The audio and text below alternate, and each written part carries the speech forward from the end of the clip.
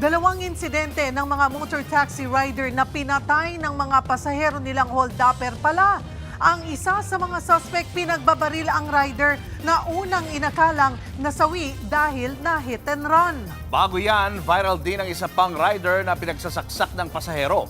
Dumulog ang pamilya niya sa programa ni Senator Raffy Tulfo at binigyan sila ng ₱250,000. Nasa frontline ng balitang yan, si Gary De Leon. Sa kuha ng CCTV, makikita ang paghabol na ng motorsiklong lalaki sa nakamotor ding delivery rider sa Barangay Conchu, 13 Martires, Cavite. Maya-maya pa, maaaninag ang pagbaril ng lalaki sa delivery rider. Bumagsak ang rider at nilapitan ng gunman. Kinuha niya ang gamit nito at tinangay ang motorsiklo at inabandona ang una niyang sinakyang motor. Agad dinala sa ospital ng mga sumaklolong motorista ang delivery rider. Ligtas na ang rider pero may mga tama ng bala sa kamay at katawan. Napag-alaman naman konektado pala sa isa pang krimen ang iniwanang motorsiklo ng suspect. Na-trace na nakarehistro ito sa isa pang motorcycle taxi rider na si Renren de la Viga. Noong una ay inakalang namatay sa hit and run si de la Viga. Nandun na po ang ating investigador. Nakita niya na meron ng mga bala ng mga cartridges doon sa crime scene.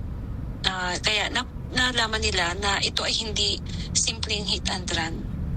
Nag-imbestiga sila ng malalim, coordination sa ibang unit. Kaya napag-alaman na ito ay isang shooting incident. Napag-alamang nabook ng salarin sa motor taxi si de la Viga sa Maynila. Pagdating sa Carmona, Cavite ay doon na hinold up at binaril ang rider. Ang gunman ginamit pa ang cellphone ni de la Viga para humingi ng pera sa asawa nito gamit ang e-wallet. Nagsagawa naman ng joint operation ang Carmona at 13 Martires Police para tugisin ang suspect. Sa pamamagitan ng backtracking ng CCTV at pagtuntun kung saan nag-cash out ng pera mula sa e-wallet ay naharap ang suspect sa Tondo, Maynila. Agad siyang inaresto at kinilanang si Eman Sanggala. Kwento niya, inutusan daw siya ng ninong niya na mang-hold up. Ito rin daw ang nagbigay ng baril sa kanya. Ninong ko lang po. Hanggang doon na lang po, sir. Alam ko pong mali po yan, sir. Iniimbestigahan na yan ng mga pulis. Na-recover mula kay Sanggala ang motorsiklo ng binaril niyang rider sa 13 Martires at ang baril na ginamit sa dalawang biktimang rider. Sinampahan na ng kasong robbery homicide at frustrated homicide. Kahapon lang, isang motorcycle taxi rider din ang namatay matapos saksakin ng hold-upper na pasahero sa Caloocan. Labis ang pagdadalamhati ng pamilya ng rider na si Fabio Norbete Jr. na breadwinner ng pamilya. Dumulog na ang kapatid ni Norbete sa programang Watid sa Radyo ni Senator Raffy Tulfo. Humingi siya ng tulong para sa pantustos ng naulilan ni Norbete na 3 taong gulang na anak. Hindi po, pero ang kapatid pa po ng kapatid ko. Mahirap po ng buhay ngayon.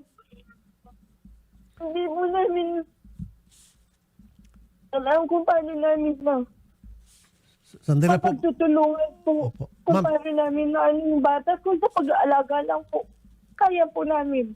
Kaya lang yung suporta na panggatas, pang diaper, pang araw-araw ng bata. Pagtutulong-tulungan po namin yan. Magbibigay po ako ng 500,000 tulong para dun sa bata, sa anak. Mamaya po pupunta po dyan yung staff po ng RTIA para magpaabot pa ng tulong. Okay. Opo. At kung ano po may tutulong namin, wag ko kayo mag-atubili, sabihin po sa aming reporter. Ano po? Mamaya. Nakakulong na rin ang suspect sa pagpatay na kinuyog ng taong bayan dahil sa hiwalay pang insidente ng pagnanakaw. Kinundi na naman ng kumpanyang Move It ang pagpatay sa kanilang rider. Nakikipagtulungan na raw sila sa mga pulis para sa investigasyon sa kaso. Nakipag-ugnayan na rin daw ang kumpanya sa pamilya ni Norbete at nagpaabot na sila ng tulong pinansyal. Nagbabalita mula sa Frontline, Gary De Leon, News 5. Mga kapatid, Cheryl Hosing po. Maging maalam at may pakialam sa mga napapanahong issue at headlines. Mag-follow at mag-subscribe na sa social media pages ng News 5.